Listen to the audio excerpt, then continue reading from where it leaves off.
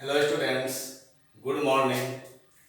आज हम लोग क्लास 9th के लिए केमिस्ट्री सब्जेक्ट से matter in our surrounding chapter से प्रॉपर्टीज ऑफ मैटर का स्टडी करने वाले हैं, जिसमें तीन मेन प्रॉपर्टीज मैटर का स्टडी करेंगे: rigidity, fluidity and density of matter.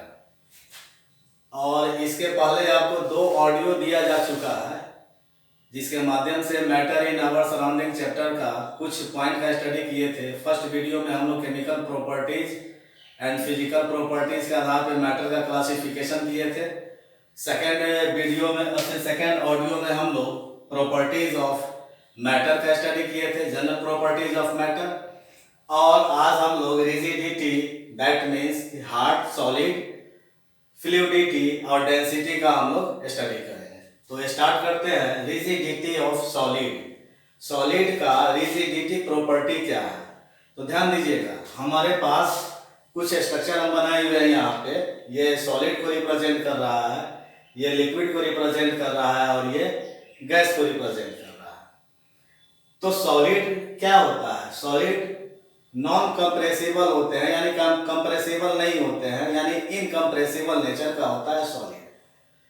Liquid बहुत कम कंप्रेसिबल होते हैं, या नहीं तो हम ये कह सकते हैं कि नॉन कंप्रेसिबल होते हैं।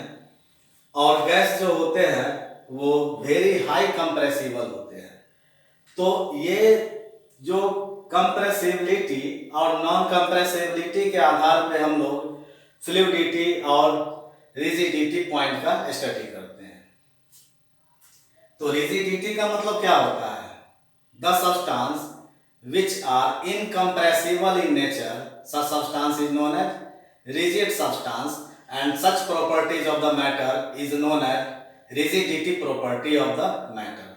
यानी किसी भी सब्सटेंस को अगर हम प्रेस करते हैं, मान लेते हैं कि एक सब्सटेंस है, मार्कर है, इसको यदि हम प्रेस कर रहे हैं तो क्या कंप्रेस हो रहा है? तो ये कंप्रेस नहीं हो रहा है। दैट मीन्स क्या है? ये हार्ड है, रिजिड है, सॉलिड, टूट जाएगा लेकिन कंप्रेस नहीं होंगे।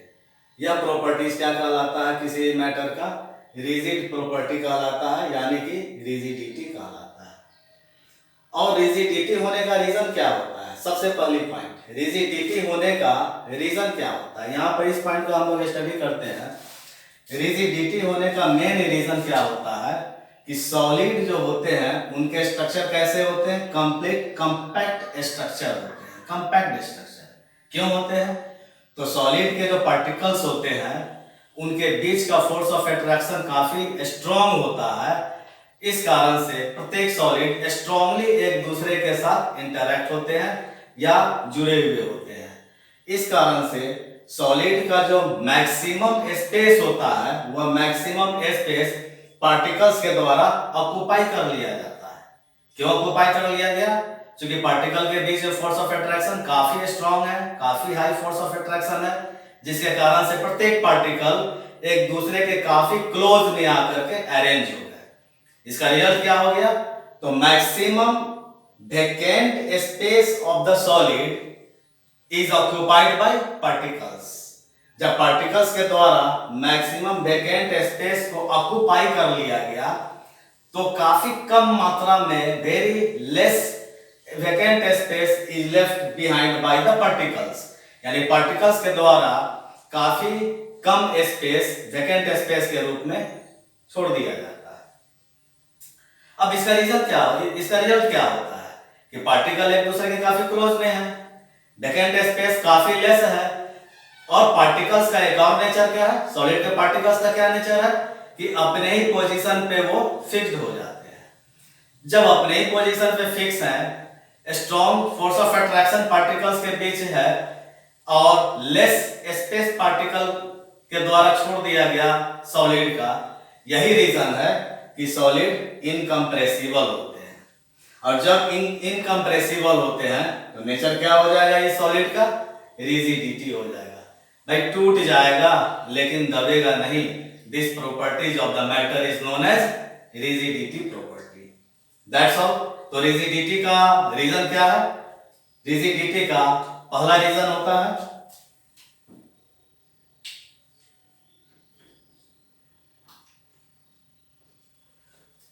Maximum space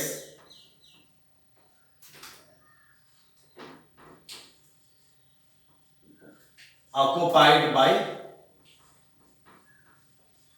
particles। Maximum space occupy कर लिया गया पार्टिकल का। सेकंड क्या है, particles are placed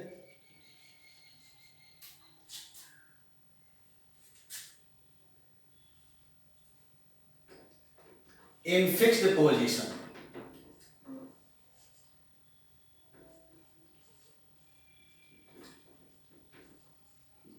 पार्टिकल्स जो है अपने ही पोजीशन पे फिक्स है और लेस स्पेस को छोड़े हुए, यानी मैक्सिमम स्पेस को, वैकेंट स्पेस जो मैक्सिमम है उसको ऑक्युपाई किए हुए है। इसी का रीजन क्या है कि सॉलिड इनकम्प्रेसिबल होते हैं, और जो इनकम्प्रेसिबल होते हैं उनका नेचर क्या हो जाता है, प्रॉपर्टीज क्या हो जाता है, रिजिडिटी। कोई दिक्कत इसको समझने में?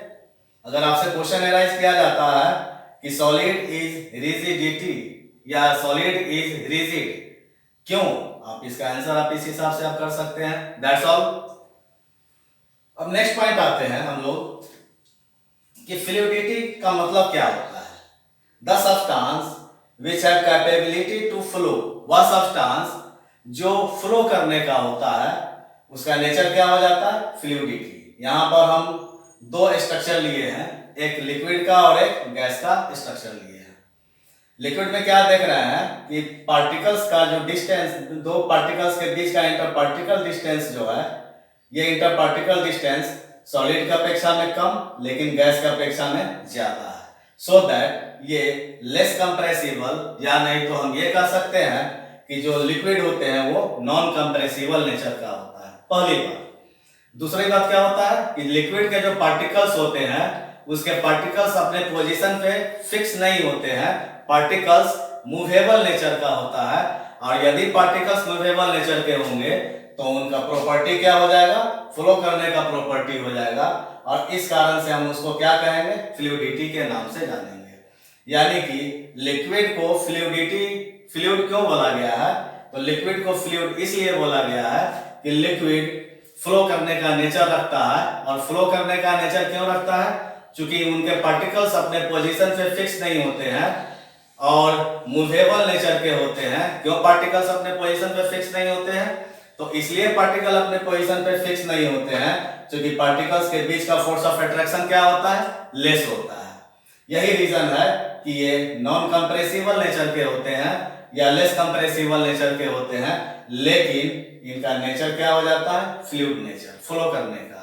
पार्टिकल्स अपने पोजीशन पे फिक्स नहीं है, फ्लो कर रहे हैं, यही रीजन है।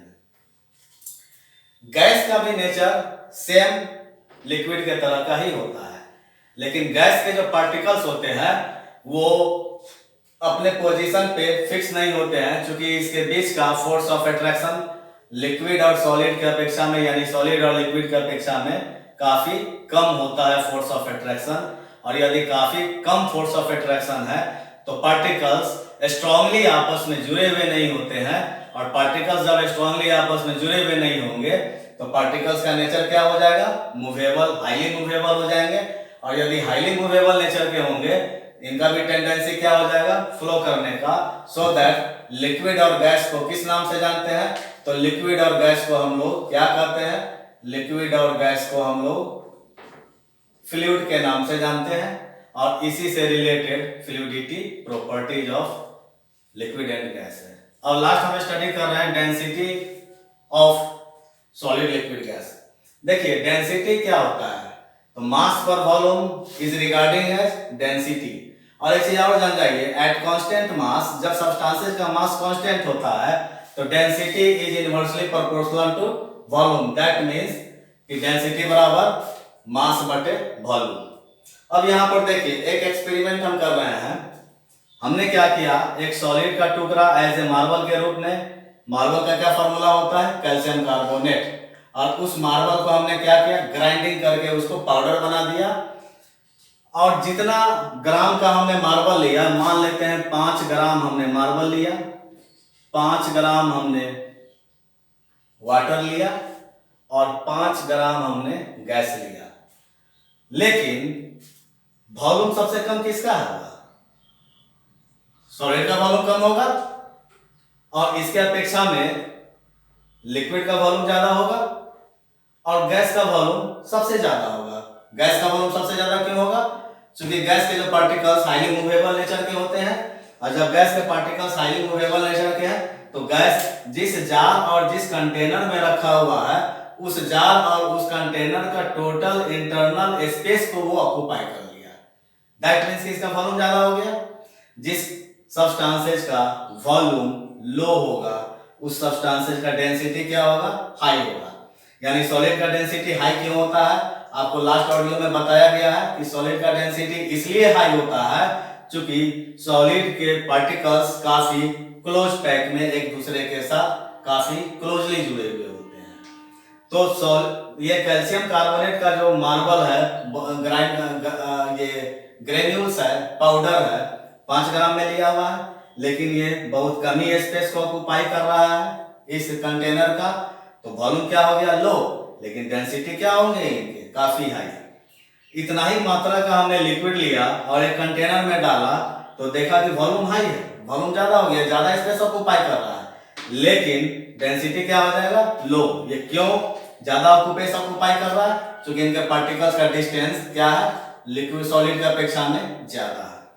अब हम गैस की चर्चा करते हैं तो गैस का वॉल्यूम क्या है? सबसे हाई है, तो डेंसिटी क्या हो जाएगा? काफी लो हो जाएगा। यानी कि पार्टिकल्स की संख्या, पार्टिकल्स जो है, दो पार्टिकल्स के बीच का डिस्टेंस क्या होगा? काफी हाई होगा। तो एक फेनोमेना हम अपनाते हैं। सॉलिड के लिए क्या है? Low volume high density. Liquid के लिए क्या है? High volume low density. और गैस के लिए क्या है? Very high volume and very low density. कोई प्रॉब्लम इसमें? और आज के वीडियो में 3 properties, rigidity, fluidity and density के बारे में हम लोग स्टडी किए। Thank you.